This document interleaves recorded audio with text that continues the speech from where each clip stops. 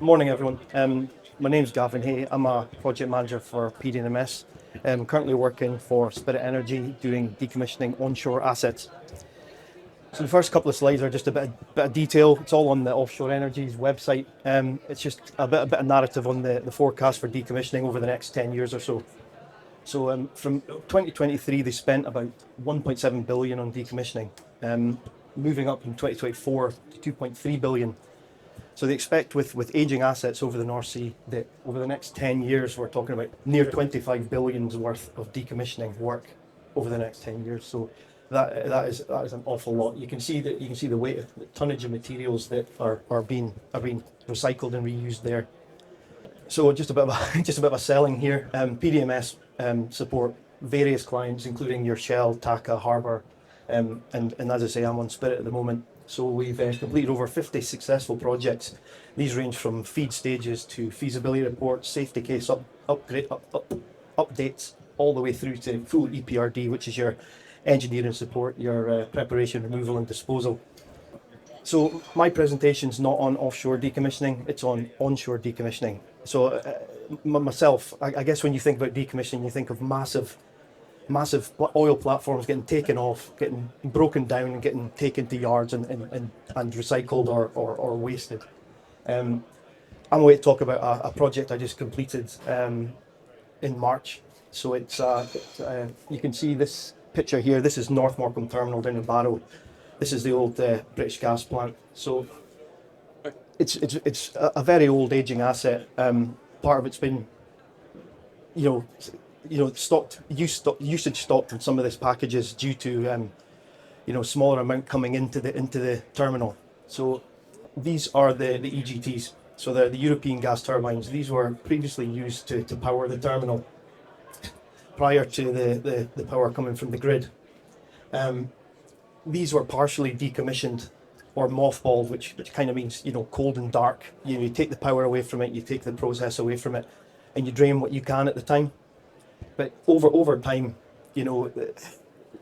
this is sitting on North Morecambe Bay. There's a salty, corrosive atmosphere where steelwork kind of breaks itself down. Integrity of the steel, the pipe, even cables. Everything's just kind of lying there a bit dormant. So Spirit Energy approached us with regards to full decommissioning and removal of this. The question I asked at the time is, why would we do this when COP, cease of production, is going to be potentially 2030, potentially even earlier. So the regulator kind of encourages, once a package becomes redundant, you should really remove it, for safety aspects and the likes. Also, you've got the kind of the broken window effect here. I don't know if you all have heard about that, but it's a kind of theory where it shows signs of visible disorder, i.e. in a town centre, graffiti, homelessness, mess, broken windows. It kind of influences people's behaviour and mindsets.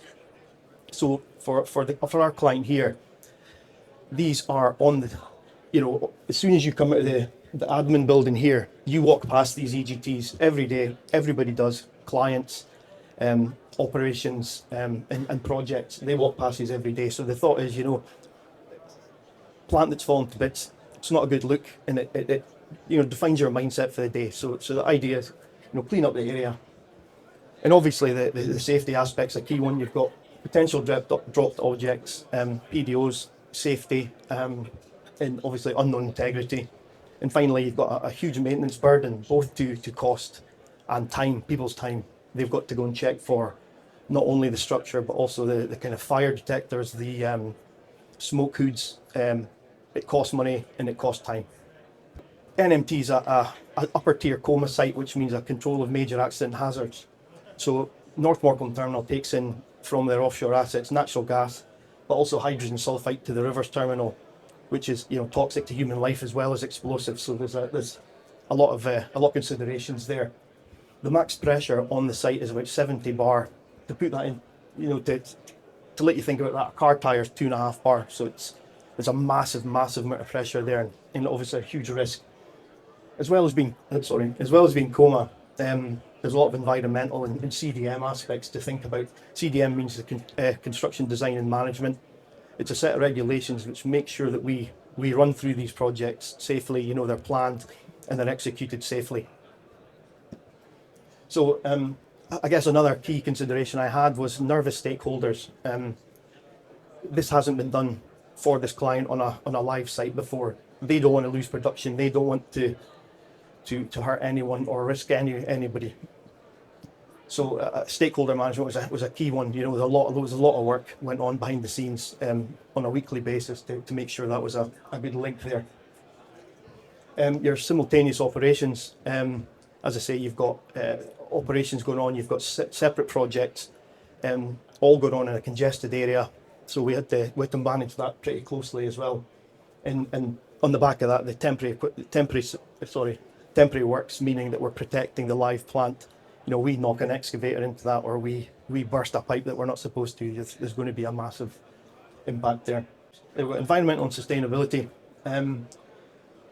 Because it's, you can see the picture there in the middle, you know, it's on Morecambe Bay. It's surrounded by woodland forest walks that the public can use at any time. On site, we have blue drains, which means they go straight to sea. So any sort of leakage, even from a diesel from a work platform or anything, could go straight into those drains and out to sea, you know, causing reputational damage as well as obviously, you know, legal challenges. So early discussions with the client environmental officer was kind of key. You know, we wanted to know what we were working with. And at this point we figured out that this was on a Ramsar site. So this is, you know, it's up there. It's protection of wetlands and estuaries. So as well as a triple SI site. The forest walk has protected flora and fauna, being certain trees, certain plants, certain animals. So we have to be very careful there. So we managed that by doing obviously wildlife surveys, drainage surveys, and making sure we were protecting them and not causing any distress or anything. It's just a high level roadmap of the scope. So we started off, as any project is, with scope definition and planning. And obviously due to the condition of the site, the condition of the plant, we had to do various enabling scopes, you know, structural integrity, obviously biohazards. Unfortunately, within the EGTs, the giant stacks, various seagulls had flown in and they couldn't get back out again. So there was about 15 seagulls in there. So obviously that was a huge hazard, both for future seagulls as well as people working on the site. Following this, we went on to our engineering. It's kind of bread and butter, you know, we worked through it. Due to integrity, we couldn't purge or flush the lines because of the pipe work itself wasn't safe enough. So we just had to drain and vent as much as we could, make sure we were turning the EGTs from an unknown status into a known status before we could hand it over for demolition. Moved on to the construction. We have our own site team on site, you know, for the full duration of the project. They're very experienced people. They've been round the block. They know what they're doing. They kind of help me along. So all this is verified by operational acceptance from the client and signed off, which is on to the next stage. So all of that signed off documentation is held in a kind of transfer of responsibility. As I say, we've turned this from unknown status into known status, and we want to make sure the demolition contractor are aware of the status at that point, and they're happy to take it on. They're not going to cut any pipes and oil's going to leak everywhere or gas or whatever it is. So during this phase, we supported our demolition contractor, the F10. So any project over, any scope over 30 days is a project. It has more than 20 people, it's a project. So we have to submit an F10 to HSE to let them know that we're going to conduct a project of that size. Work with our stakeholders, as I said, our simultaneous operations, as well as our surveys, you know, dilapidation surveys, asbestos, structural, and the likes. So once we were happy that this was at a stage where we were happy that it was safe to hand over, it went on to demolition. During this phase, the CDM kind of dictates, it turns itself into a CDM site, effectively an island on the site that no longer belongs to Spirit Energy. It now belongs to the demolition contractor. And we create that interface to show that their safe system of work and permit systems, it kind of interlinks with the Spirit one, and we're happy to hand it over to them. And they're doing the right thing. They're doing toolbox talks in the morning. They're doing, you know, safety assessments. They're doing risk management. to our standard and that we're happy with. Following the successful demolition, you'll be pleased to know it was successful. Everyone was safe, and it was done to a good quality. We reflect on it. We held various lessons learned sessions, making sure that we were, highlighting what went well as what could have gone better. Nothing went extremely badly, thankfully, but there's always learnings to take onto the next project.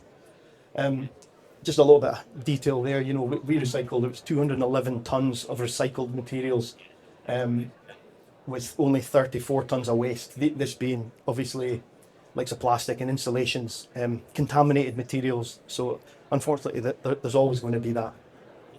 So the site finishes and remediation. Obviously, there's going to be a COP, and it's going to go back to complete land remediation. But at this point, we wanted to know what the client was, how he wanted the end goal to be. What's he going to do with this in the next 5 years before COP? So it turns out that we're wanting to put some extra plant on there. So we left these concrete plinths. The cost and time of removing these concrete plinths outweighed the benefits, really. So we left it at this place here.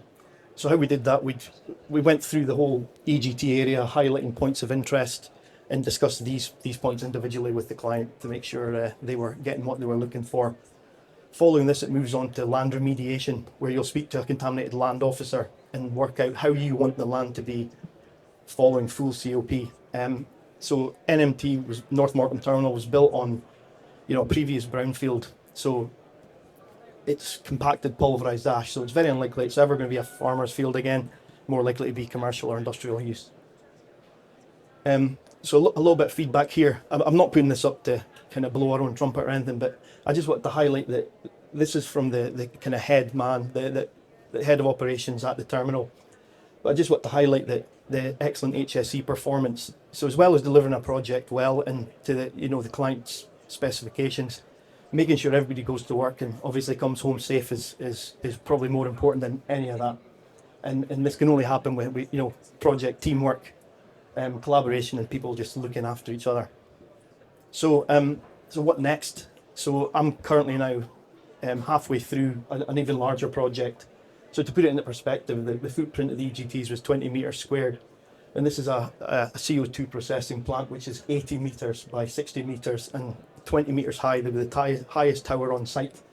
So we're now, as I say, we're into the air gapping phase now. It's fully drained and vented, and everything's safe. So we're looking at handing over to the demolition contractor again in November time for a 6-month demolition phase. So we've got a little time-lapse camera here which shows the EGTs going through.